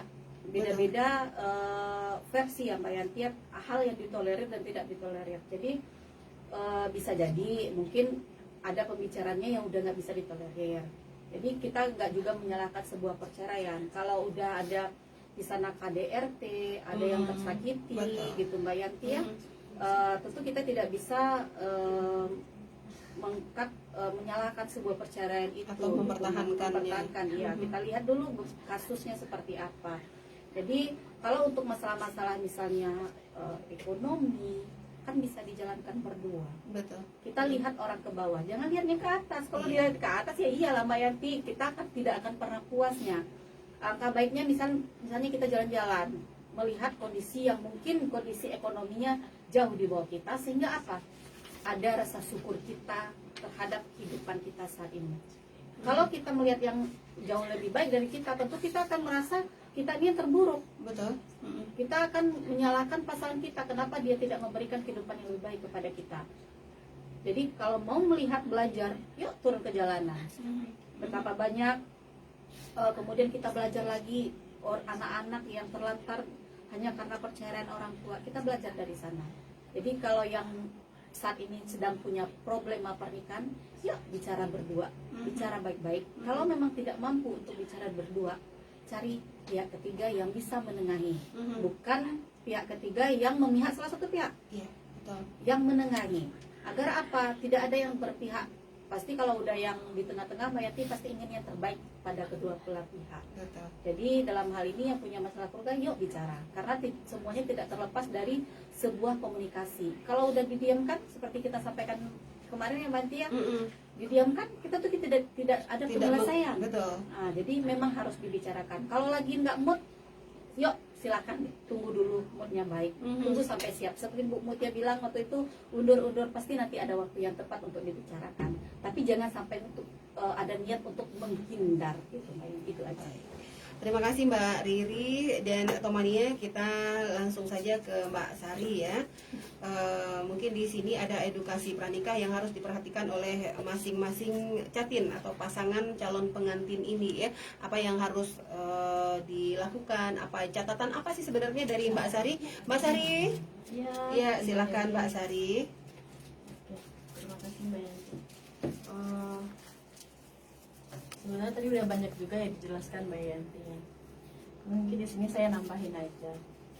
Kalau di Indonesia itu modal nikah orang itu cuma kebanyakan ada dua. Yang pertama cinta, terus yang kedua udah kerja. Bukan nikah ya? Rata-rata orang tua di awal ketika anaknya udah pengen menikah, orang tuanya cuma pasti nanya gini, "Nak, kamu cinta nggak sama dia? Dia udah kerja, udah kalau udah selesai ya udah bungkus." Nah sampai di situ aja. Kebanyakan jarang yang akan mengajarkan edukasi pranikah sebelum anaknya menikah. Mungkin mereka masih berpikiran tabu ya untuk diberitahukan. Nah iya, mungkin itu salah satunya Mbak Yanti ya. Padahal sebenarnya itu banyak yang harus dikasih tahu orang tua ke anaknya, karena ilmu ini nggak didapat di sekolah. Iya betul. Ini ilmunya belajarnya itu dari pengalaman. Iya. Banyaknya dari pengalaman. Banyak hal yang harus sebenarnya diajarkan oleh orang tua. kadang orang tua tuh pertama awalnya kalau anaknya udah mau menikah tuh pasti yang dipikirin pertama itu masalah catering, sewa gedung, undangan, Betul. terus baju seragam. Iya. Nah, nanti Brides brides mat ya sekarang lagi booming gitu ya. Betul. Nah terus apalagi Bukan kesiapan anak bukan untuk persiapan menghadapi anak sebuah keluarga. menghadapi sebuah keluarga yang Betul. disiapkan gitu. Heeh. Padahal kalau kita lihat ini rentan waktu 1 sampai 5 tahunnya itu pernikahan 1 sampai 5 tahun itu sangat rentan dengan banyak masalah, banyak dengan cobaan, baik itu dengan masalah komunikasi, masalahnya dengan materi, masalahnya dengan hubungan antar keluarga. Nah, kita menikah kan itu penyesuaian Mbak Yanti ya, Betul. penyesuaian dua keluarga, bukan kita aja loh. Iya. Yang menikah itu sebenarnya bukan kita aja, tapi Menyatukan keluarga kita juga ikut keluarga menyatukan besar ya. keluarga besar. Mhm. Pola pikir perempuan dengan laki-laki itu berbeda. Jauh beda. Jangankan untuk pola pikir, cara berkomunikasi aja itu beda, Iya. jauh berbeda. Mhm. Mulai dari intonasi, perempuan meledak-ledak, Iya. sementara laki-laki Santai. bisa meredam. Mhm. Jarang loh laki-laki ada yang meledak-meledak. Saya lihat nggak ada juga ya laki-laki Pak Bambang yang meledak-meledak ya Pak Bambang kalau bicara ya. Kecuali punya bahan peledak. Iya. Nah, sebenarnya banyak yang harus diajarkan orang tua sebelum anaknya menikah. Yang pertama itu adalah pendidikan psikologi pernikahan. Itu perlu diajarkan. Terus yang kedua fikih pernikahan. Berikutnya adalah hukum positif pernikahan, Mbak Yanti. Terus yang berikutnya adalah psikologi perempuan. Terus keuangan keluarga, parenting. Terus yang terakhir adalah kesehatan reproduksi. Nah, itu sangat penting diajarkan ke anak. Apalagi nanti kalau anaknya itu laki-laki loh Mbak Yanti. Anak laki-laki itu kan pemimpin di dalam keluarganya. Betul. Ketika anak laki-laki kita tidak dibekali dengan ilmu untuk berkeluarga lah, bahasa simpelnya Mbak Yanti ya, itu dia akan menjadi ilalang istilahnya di dalam rumah tangganya. Dia nggak tahu bagaimana cara memimpin di dalam keluarga. Ujung-ujungnya nanti ikut campur orang tua. Betul. Nah, orang tua laki-laki terlalu banyak ngatur, atau orang tua perempuan terlalu banyak ngatur, atau si suami tidak terbuka kepada si istri, atau sebaliknya si istri tidak terbuka dengan suami. Nah, di sini sangat penting Mbak Yanti ya. Kalau memang kita merasa malu, mungkin orang tua malu. Kita kan sekarang banyak belajar, bisa dari handphone kita belajar. Iya. Lihat dari televisi juga ada banyak sistem pembelajaran yang bisa kita ambil gitu. Nah, kalau memang orang tuanya nggak katakanlah seperti kata Mbak Yanti katakan tadi, malu mungkin Betul. mengatakan kepada anak. Nah, tapi ini sangat dibutuhkan Mbak Yanti, karena kalau nggak diajarkan nanti, nah kayak sekarang tingginya angka perceraian Mbak Yanti ya, karena salah satunya itu edukasi pernikahannya itu nggak mantap. Kalaupun kita ada tadi sebelum kita menikah ada apa namanya screening. Nah, di Iya. screening itu nggak dibahas itu semua loh. Betul. Mbak Yati udah pernah screening juga kan, kita di sini semua yang udah menikah pasti udah tahu. Tidak ada mengajarkan, tidak semua diajarkan bagaimana kesehatan reproduksi itu seperti apa, Tidak. parenting itu bagaimana, menikah itu seperti apa yang diajarkan. Kalau kita bersuami, saya waktu saya itu ya, apa namanya? Hanya hak dan kewajiban istri Iya, dan suami ada yang hak, diatur. hak dan kewajiban yang diajarkan. Terus menghadapi suami itu bagaimana, kita jadi istri itu bagaimana. Cuma sampai di situ aja, nggak ada yang lain. Nah, di sini ada tips sih, tips singkat lah sebenarnya Mbak Yanti yang perlu catin atau calon pengantin kita persiapkan. Yang pertama itu adalah makna pernikahan bagi masing-masing pasangan. Iya. Ingat lagi kita menikah itu untuk apa? Iya. Jangan menikah itu hanya karena ikut-ikutan. Iya. Maksudnya teman kita udah menikah, Kita belum. kita belum. Nikah. Terus lihat-lihat kayak sekarang pre-weddingnya bagus-bagus. Iya. Sudah kita menikah pakai baju pengantin seperti ini. Jangan memikirnya seperti itu. Karena menikah itu adalah ibadah terpanjang Mbak Yanti. Betul. Ibadah terpanjang seumur hidup yang akan kita laksanakan. Gak mau kan kita udah pesta besar-besaran, ternyata cuma bertahannya 1-2 tahun. Nah, itu kebanyakan ya, ketika kita tidak mampu menyelesaikan masalah. Balik lagi ke edukasi pernikahannya tadi yang nggak matang gitu ya. Terus yang berikutnya adalah komitmen pernikahan. Kita menikah itu hanya harus ada komitmennya kan Mbak Yanti. Betul. Harus ada komitmen. Jadi kita tidak suka pasangan seperti ini, kita tidak suka kita begini, kita tidak suka keluarga seperti ini. Kita komitmen dari awal, kita membentuk sebuah keluarga, kita pengennya keluarga yang bagaimana. Nah, di situ komitmennya harus sangat dimatangkan di dalam diri kita gitu. Nah, terus berikutnya adalah komunikasi efektif antar pasangan.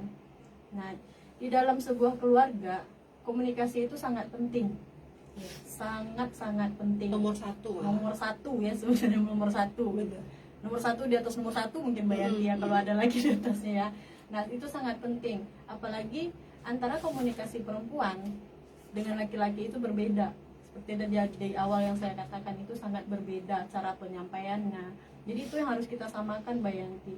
Bagaimana ketika suami keras, si istri bagaimana? Ketika Jangan si ikut istri keras. kebanyakan si istri, saya pun kadang juga gitu ya. Suami saya udah keras, saya ikutan lebih keras lagi. Betul. Nanti berdalihnya kan perempuan. Nah, itu jangan dibiasakan. Nah, terus berikutnya adalah proses penyelesaian masalah di dalam rumah tangga. Pasti ada masalah, tergantung besar kecilnya. Iya. Nah, kita lihat tergantung besar kecilnya gitu. Kenapa? Yang namanya rumah tangga pasti ada masalah dong Mbak Yanti. Betul. Kalau nggak ada masalah, itu bukan rumah tangga pastinya. Jadi carilah solusi yang pas, carilah solusi yang tepat untuk cara penyelesaiannya. Kalau memang kita tidak mampu, kita boleh nanya ke orang lain. Tapi nanyanya tolong dong. Atau ke kuah langsung Iya, juga boleh. boleh. Penyelesaiannya bagaimana? Jangan sembarang orang. Nanti takutnya kita cerita mungkin katakanlah kalau istilahnya ember ya, Iya, kita cerita A, dia nanti nambahnya B, Nambah. nanti katanya rahasia, ya jangan bilang-bilang ke yang lain ya, cuma kamu aja. Ini cerita lagi ke sini, akhirnya kan jadi rahasia umum. Nah, berikutnya adalah pengetahuan finansial.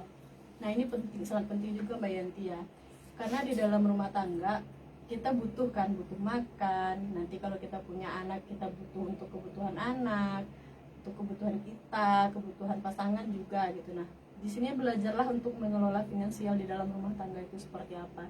Jangan terlalu boros untuk satu hal. Contoh kayak kemarin waktu saya kasih contoh hobi ya. Iya. Orang kebanyakan larut di dalam hobi. Betul. Lupa kalau tanggung jawabnya itu ada. Betul. Terus berikutnya adalah penyesuaian diri. Menikah itu bukan hanya kita aja. Suami sama istri. Iya. Ada orang tuanya, ada kakaknya, ada adiknya, ada neneknya gitu kan, banyak.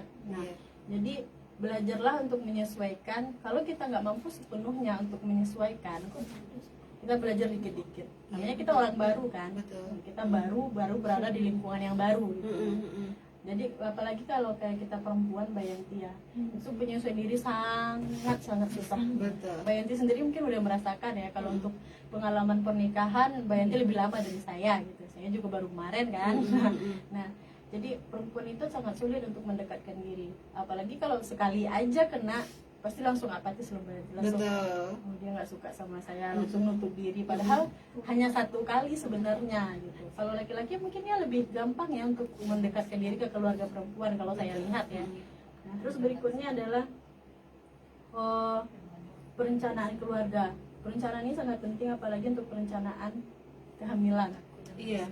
Jarak anak gitu. Nah, ketika kita punya anak, tentu harus ada yang kita pikirkan, kita rencanakan bagaimana nanti anaknya setelah lahir, yang ngasuh siapa, kebutuhannya bagaimana, kalau dia sekolah nanti bagaimana, kalau dia udah tamat sekolah nanti dia harus apa gitu. Nah, itu perlu perencanaan.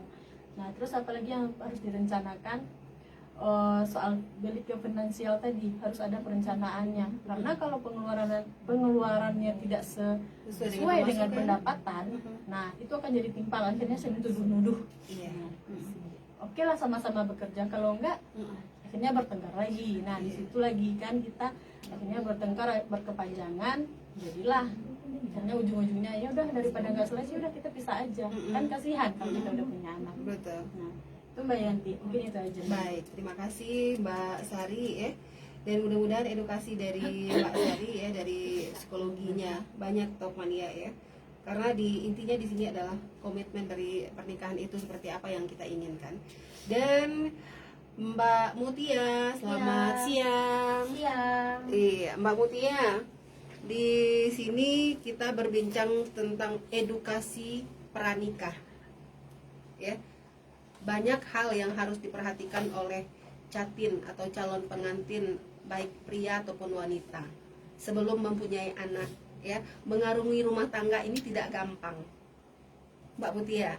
Belum tahu cara mengelola keluarga, kita ingin berkeluarga. ujung-ujungnya nanti patah di tengah. Silakan Mbak Mutia pencerahannya. Oke, terima kasih Mbak Yanti. Langsung saja Mbak Yanti ya. Mungkin kalau pembahasan yang tadi mungkin sudah cukup banyak menurut saya, pembahasan tentang bagaimana kita akan mengarungi rumah tangga. Mau dibawa kemana nih kapal kita? Nah, kan ini judulnya, konsepnya sebelum menikah. Iya. Tapi ternyata pas di pernikahan goyang. 1 tahun, 2 tahun, 3 tahun. Saya mungkin kemarin juga sempat edukasi sama Pak Bambang ya Pak ya. Bagaimana edukasi? Tidak semua orang sama perjalanan kapalnya. Ada pasang surutnya. Jadi mungkin untuk edukasi pranikah, mungkin secara psikologi, secara hukum dan secara agamanya mungkin sudah dibahas tadi.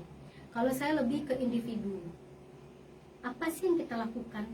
Sekolah pertama bagi kita, bagi Catin, itu adalah keluarga. Itu sekolah pertama menurut saya. Baik ayah, baik ibu. Bagaimana kalau sana ayahnya nggak ada? Bagaimana ibunya tidak ada? Kembali ke konsep keluarga. Ada adik, kakak, kembali ke konsepnya. Jadi menurut saya sekolah pertama ketika kita akan mengarungi rumah tangga itu adalah keluarga. Karena dia yang akan mengingatkan kita. Iya. Dia yang akan tanya, kamu beneran mau menikah? Siap tidak? Iya. Apa yang kamu lakukan ketika kamu punya mertua nanti? Apa yang kamu lakukan ketika kamu punya suami? Ini bagi perempuan. Apa yang kamu lakukan nanti ketika kamu punya keluarga besar? Nah, sekolah yang paling pertama memang keluarga menurut saya. Nah, balik lagi, itu perempuan. Kalau laki-laki apa? Siap gak kamu bertanggung jawab? Jangan tanya duitnya dulu, bertanggung jawabnya dulu. Dia tahu dia akan punya keluarga. Jadi konsep yang harus kita tanamkan ketika dia seorang kepala rumah tangga nanti, ketika kamu ada goncangan, siap nggak kamu untuk mempertahankan ini? Kalau perempuan biasanya mulutnya aja yang nyerepes nih, Mbak Yanti. Yang oh nanya udah aku bla bla, tapi dalam hatinya belum tentu 100% apa yang diucapkan. Tapi kalau laki-laki pasti diinuk manduangannya dulu. Sebelum berbicara, sebelum dia ngomong, dia pasti akan mikir dulu. Makanya sebenarnya yang harus dipersiapkan, kalau perempuan itu udah otomatis persiapannya. Bagaimana cara dia memperlakukan suaminya nanti, bagaimana cara dia membuat suasana keluarga semakin meriah, seperti itu ya. Kalau laki-laki, siap nggak bertanggung jawab? Mau nggak kalau situasi keluarga kamu seperti ini, apa yang akan kamu lakukan? Mungkin menurut saya yang paling panjang wejangannya itu adalah laki-laki. Iya. Karena dia adalah komando Iya. di rumah tangga nanti. Kalau perempuan, dia akan ikut komando. Dia adalah, kalau dalam sholat aja kita kelihatan, Iya. ya Pak ya, ada imam, ada makmum, perempuan makmum. Jadi laki-laki harus siap, saya nanti ketika berkeluarga akan jadi kepala keluarga, bukan makmum, bukan istrinya yang di depan. Dan satu lagi mungkin konsep takut-takut istri itu tuh sebenarnya cuma konsep untuk bercandaan saja. Tapi sebenarnya menurut saya mungkin dia menghargai, bukan takut istrinya, tapi menghargai istrinya. Jadi konsep yang di lapangan itu sekarang banyaknya apa ya? Kalau seandainya ditelepon, takut istri loh. Lagi nongkrong ditelepon sama istri, takut loh. Bukan takut, tapi dia menghargai. Jangan sampai nanti pulang ke rumah piring terbang. Iya. Jangan nanti sampai di rumah nanti suasana kacau. Ini udah kerjaan numpuk, nyampe rumah, wah segala macam, jadi nggak enak. Jadi edukasi yang pertama yang kita tampilkan itu adalah siap atau tidak. Kalau dibilang siap 100% saya yakin tidak. Namanya kita baru mencoba, pasti akan ada pasang surutnya. Dan satu lagi Mbak Yanti, menurut saya siap umur, siap jasmani dan rohaninya. Jangan hanya sekedar iya saya akan bertanggung jawab di mulut. Tapi ketika sudah punya anak, panik. Ini mau dikemanain, aduh duitnya nggak ada, bla bla. Belum lagi tuntutan istri. Ini bagi yang kepala rumah tangga. Siap gak kamu? Walaupun saya pertama nanya tuh, kalau seandainya ada teman-teman kita atau adik-adik kita yang mau nanya, saya mau nikah nih, apa yang harus saya lakukan? Ini bagi yang laki-laki. Selalu dibilang, siap atau tidak kamu untuk bertanggung jawab? Kamu yang nahkodanya, kamu yang bawa. Kalau seandainya kamu yang jatuh, semuanya jatuh. Kalau kamu bilang saya menyerah, semuanya menyerah. Kalau perempuan ketika ada suami yang ngomong gitu ya, ketika ada kepala atau komandonya yang ngomong, walaupun dia dengan egonya pertama masih tanya jawab, tapi ketika sudah sah, ikuti aku, mau tidak mau, suka tidak suka, dia akan ngikutin. Jadi harus punya kepercayaan yang luar biasa bagi konsep laki-laki ketika berkeluarga. Perempuan juga jangan terlalu egois. Dan satu lagi, laki-laki dia masih punya keluarga. Jangan fokus hanya dengan keluarga saya saja. Dia juga punya keluarga. Dia punya mungkin kakak perempuan, adik perempuan, bahkan orang tua perempuan. Mungkin di agama jadi tadi mungkin sudah dibahas juga sama Bapak Pak Jun. Bagaimana perempuan harusnya, bagaimana laki-laki harusnya. Sama ketika kita berkeluarga nanti, keluarga kita tambah banyak, bukan tambah sedikit. Bukan berarti keluarga kita sekarang cuma suami, istri, anak, tidak. Tapi banyak. Ipa, nyolai, dan mintu, minantu, banyak sekali. Bagaimana cara kita menyikapi itu? Siap nggak? Jangan nanti ada juga nih Mbak Yanti, saya pernah baca Viti di Tok ya. Dia bilang, saya takut menikah katanya Pak. Saya takut nanti dapat ipar yang julidnya luar biasa. Saya takut nanti dapat mertua yang nggak ngerti perasaan saya. Kalau kamu selalu terselimuti oleh ketakutan, akan jadi. Iya, betul. Karena dia selalu dikungkung dengan ketakutan tadi, karena dia lihat Viti. Dia lihat wah orang selalu curhat dengan keadaan rumah tangganya. Jadi sehingga konsepnya Pak, saya nggak mau nih, nggak mau, dia nggak mau berumah tangga, karena dia takut nanti sesuai nggak mertuanya sama dia. Loh, kok dia mertua kita yang nyesuaiin, kita yang ikut, bukan kita yang mengajak mertua kita. Mertua harus tahu saya orangnya seperti ini, kamu harus ikutin saya, nggak bisa. Begitupun mau laki-laki perempuan, sama dengan laki-laki punya mertua yang bagi perempuan. Kebanyakan kan selalu orang bilang yang kalau orang tua kita sebagai perempuan dia pasti akan menerima suami kita sangat baik. Tapi kebanyakan ketika perempuan yang datang itu paling banyak, wah kalau udah dibuka tuh Mbak Yanti ya materi kita tentang ini, itu udah mungkin saya yakin sudah sangat banyak pertanyaan. Bagaimana kita menghadapi mertua yang seperti ini, mertua nggak pernah habis tentang mertua. Padahal ayo sama-sama belajar. Yang namanya dia juga menerima orang baru di rumah kita. Kita juga menerima keluarga baru. Jangan langsung ngejudge karena dia tidak suka dengan kita, otomatis sampai kapanpun dia nggak pernah suka. Dia juga proses belajar menerima kita loh. Jangan langsung putuskan baru 3 tahun, 4 tahun, 5 tahun. Bagaimana orang yang udah puluhan tahun kok adem ayem aja? Tanya, pasti ada masalah, ya nggak? Pasti ada masalah. Tapi bukan berarti konsepnya ketika kita punya mertua nanti akan masalah terus. Berarti kita nggak mau belajar juga. Berarti kita nggak bisa nyalahin satu orang. Periksa lagi diri kita seperti apa. Itu. Kalau masalah tentang pranikah, menurut saya memang konsep yang pertama itu adalah persiapan dari keluarga intinya duluan. Bagi ibu yang keluarga laki-laki, siap nggak menerima orang baru di rumahnya? Siap nggak? Jangan pikirkan menantunya karena datang pertama kali wah udah cantik, anggun, sopan, berarti dia besok ketika jadi menantu akan 100% kayak gitu. Enggak loh. Bisa jadi apa? Dia sopan, tapi mungkin ada hari-hari tertentu, karena mood kita itu kan beda-beda, men. Betul. Ketika dia datang ke rumah kita ternyata dia senyumnya lupa atau sapanya lupa, salamnya. Jangan cuma gara-gara orang baru ini datang ke rumah kita lupa nyalamin mertua Pak atau nyalamin kita, wah dia nggak sopan, dikasih tahu ke tetangga semuanya menantu kita nggak sopan. Jangan kayak gitu, berarti belum siap menerima menantu. Iya, betul. Jangan. Ini bagi yang orang tua laki-laki nih Mbak. Kalau laki-lakinya jangan kayak gitu konsepnya. Siap nggak? Sama, nikah itu walaupun ijabnya itu anak kita, tapi yang nerima itu adalah semua keluarga kita. Siap menerima kekurangan dan kelebihannya. Bukan hanya fokus dia orang kaya, udah cantik, kaya, terus dia sopan. Belum tentu nanti ketika jadi keluarga dia akan seperti itu. Betul.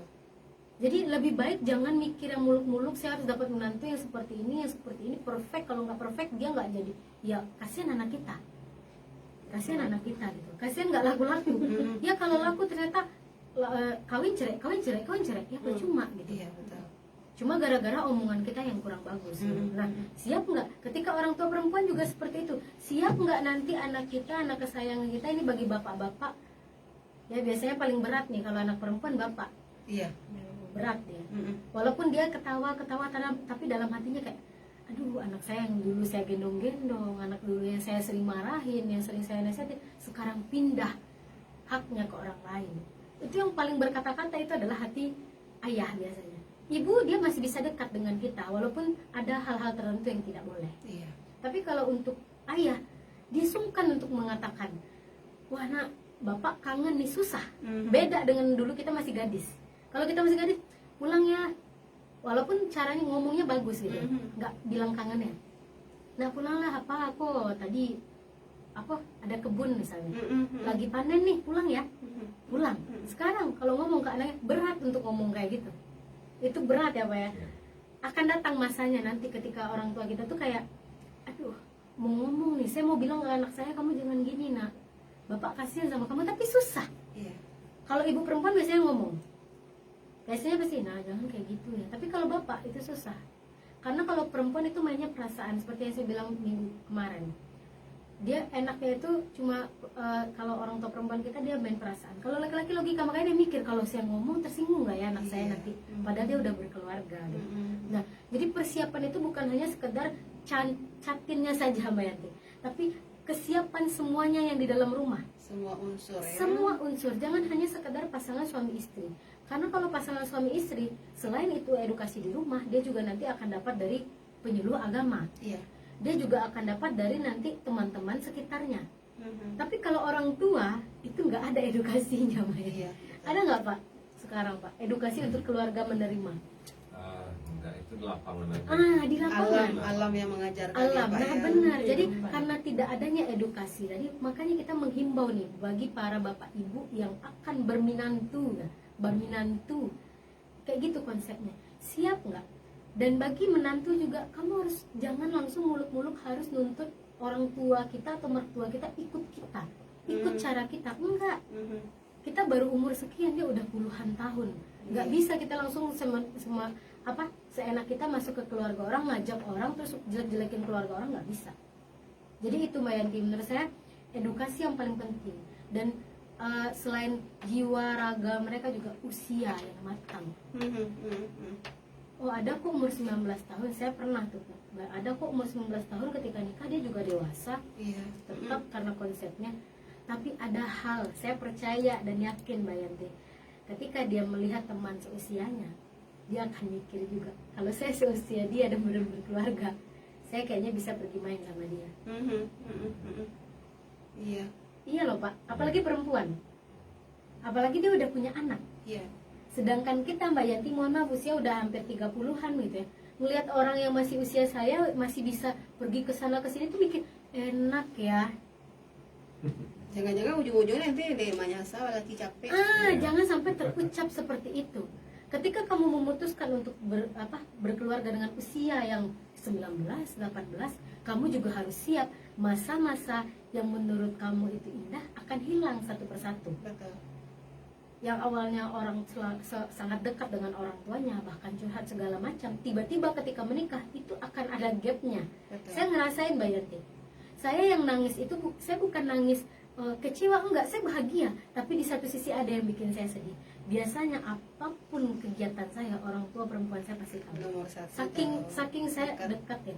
Tapi ketika saya menikah, saya langsung kayak nangis, nggak bisa ngomong gitu. Aduh, saya pengen cerita nih sama, karena apa? Namanya kita membangun rumah tangga, nggak semuanya langsung paham. Ternyata saya orangnya percerita gitu. Iya. Atau saya orangnya harus dipancing dulu baru cerita gitu Pak. Yang namanya kita keluarga baru pasti belajar. Iya. Harus diomongin dulu, komunikasi lagi. Nah tapi kalau orang tua kita nggak perlu komunikasi, dia udah tahu. Nah itu, tapi itu yang akan kita pisahkan ketika kita berkeluarga. Saya selalu Mbak Yanti, kebetulan ngajari bagian remaja juga di panti remaja. Saya selalu bilang, silahkan kamu memutuskan untuk kalau mau nikah muda, udah ada jodohnya silahkan. Tapi ingat, ada satu hal yang akan hilang satu persatu di saat usia segitu. Siapkah? Siap nggak? Jangan nanti mengawak balaki jepajaku halah tasabut lah Pak. Itu dosa loh. Iya. Dia yang memutuskan, dia juga yang bilang ngapain saya nikah dengan dia. Apalagi di kehidupan, mohon maaf, yang namanya kita roda pasti berputar. Pas saat menikah awal ternyata rodanya bagus Pak. 3 tahun, 4 tahun, 5 tahun mundur. Siap nggak perempuan menemani seperti itu? Jangan nanti terucap, dulu yo diperjuangkannya wak kini enggak. Jangan sampai terucap. Karena itu akan dosanya luar biasa. Karena kita yang memilih. Sama kayak orang tua saya waktu mau memutuskan untuk menikah, siap. Apapun jangan pernah cerita dan curhat di media sosial. Itu orang tua saya betul. Di media sosial. Ini kan kalau sekarang nggak ada, nggak ada tertutup Mbak Yanti. Saya nggak tahu semuanya. apakah emang modenya sekarang ya Pak ya. Apapun di media sosial. Saya aja bikin status mikir Pak. Sekarang semenjak berkeluarga dulu bebas. Iya. Bebas saya dulu kalau mau apa namanya mau bikin status foto bebas. Iya, Sekarang betul. saya mikir mau upload aja, aduh foto anak saya aja deh, cari aman. Kalau saya foto saya sendiri yang ngomen pertama sekali adalah cantik nih, Iya. hapus, langsung hapus. Kadang sebelum mau upload saya minta izin. Ini ada nih kayak materi-materi tentang edukasi parenting orang tua. Saya minta izin dulu karena ada mungkin beberapa sensitif yang bikin suami saya tersinggung mungkin. Iya. Walaupun saya nggak mikirin orang yang lain, saya akan mikirin perasaan suami saya dulu. Nah makanya siap nggak kita dengan konsekuensi itu? Siap nggak nanti kita mengarungi bahtera rumah tangga? Kalau siap, apapun yang terjadi berarti kamu sudah siap, udah matang, udah mantap. Lanjut, gas ya Pak ya. Nggak ada masalah, karena nggak akan ada masalah walaupun hati akan ada nanti di rumah tangga akan wah kasihan dan segala macam itu wajar. Iya. Tapi kalau kita langsung saya mau menikah itu bahagia. Saya mau menikah itu harus kayak Barbie, film-film Barbie Pak. Yang awalnya teraniaya, habis itu kita jadi putri mahkota yang luar biasa. Tidak seperti itu. Itu dongeng. Yang aslinya nggak kayak gitu. Jadi itu mungkin Mbak Yanti usia juga jiwa selain kematangan usia juga penting menurut saya. Usia kematangan karena kalau usia itu berpengaruh nanti ke kesehatan. Saya kemarin juga cerita sama yang bagian KB keluarga berencana, mereka KB, jangan pikir konsep KB itu hanya alat kontrasepsi. Iya. Tapi tidak, KB itu adalah keluarga berencana. Mereka mengukur setelah saya SMA saya harus kemana, setelah saya kesini mau kemana lagi. Jadi jangan fokus KB itu hanya keluarga berencana alat kontrasepsi bagi orang yang sudah menikah. Tapi tidak, KB itu adalah point on point kita ke depan seperti apa, termasuk menikah, termasuk kesehatan kita. Makanya usianya ditentukan. Kenapa sih agama juga menentukan usia? Kenapa sih di Indonesia juga menentukan usia untuk nikah? Iya. Tidak lain tidak bukan adalah kesiapan mental, spiritual serta jiwa raga jasmaninya. Nah itu mungkin Mbak Yanti. Terima kasih. Baik. Bang Mutia terima kasih. Edukasi dari pranikah ya benar. Intinya adalah siapkah menerima? Ya. Ya. Ini kalau inti terbesarnya adalah siapkah menerima orang asing masuk ke keluarga Iya, kita? orang baru, benar. Memang itu yang kita harapkan. Kalau seandainya tidak yang kita harapkan itu bagaimana? Sedangkan anak-anak kita memilih dia. Nah, siapkah untuk menerima? Baik, teman ada masyarakat Kota Padang Panjang ya, mudah-mudahan edukasi yang kita sampaikan hari ini ya banyak sebenarnya yang harus kita kupas dalam hal ini. Tapi di sini mengingat hari juga akan kita melaksanakan sholat Jumat ya, kita ambil saja kesimpulan dengan tema kita hari ini adalah edukasi pranikah. Baik Pak Bambang, silakan Pak Bambang. Ketertinggalan atau keterlupaan dari orang tua mendidik kita sebagai menjadi sosok yang dewasa dan siap untuk rumah tangga dan melanjutkan bahtera kapal rumah tangga itu, kita tutupi dengan kemauan untuk terus membaca dan membaca. Apakah yang tertulis maupun yang tidak tertulis, tersirat dan tersurat, alamiah dan ilmiah, itu ada di lapangan semuanya. Dan selama tidak masih ingin belajar, insya Allah semua ilmu yang tertinggal, yang mungkin selama ini nggak dikasihkan orang tua kita atau di sekolah kita, insya Allah akan kita sempurnakan dengan alam itu, satu persatu gitu. Selama kita mau tetap belajar dan belajar. Baik. Ya. Terima kasih Pak Bambang, Pak Jub. Ya, terima kasih Mbak Yanti. Para suami istri yang baru menikah atau yang sudah lama, ingat tujuan pernikahan. Ketika ada tujuan, tentu bagaimana kita menggapai tujuan itu.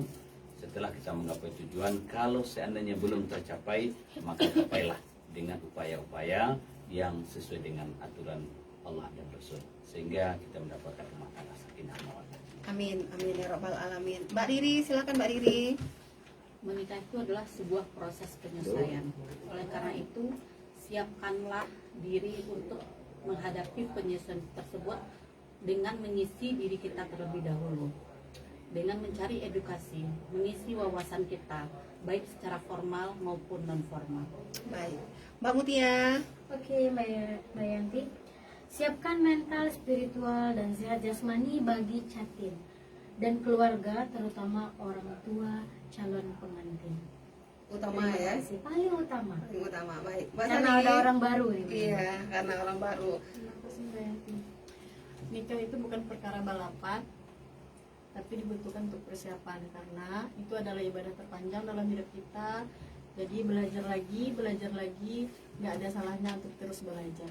Amin, amin. Ya, mudah-mudahan teman-teman dan masyarakat Kota Padang Panjang di luar sana ya, kita mengharapkan pernikahan anak-anak kita, pernikahan kita itu tetap sakinah mawaddah warahmah ya. Jadi saya tetap mengutip dari yang disampaikan Mbak Mutia ya, karena di sini juga kita mungkin mengalami semuanya ya, persiapan atau siapkah diri kita untuk ini, masing-masing pertanyaan adalah dikembalikan ke diri kita masing-masing, para orang tua, para mertua, para suami, para istri ya, siapkah untuk menerima orang asing, siapkah untuk menerima apapun yang namanya dikatakan rumah tangga, karena rumah tangga ini adalah rumah yang tangga-tangga ini disatukan ya Pak Bambang ya. Baik.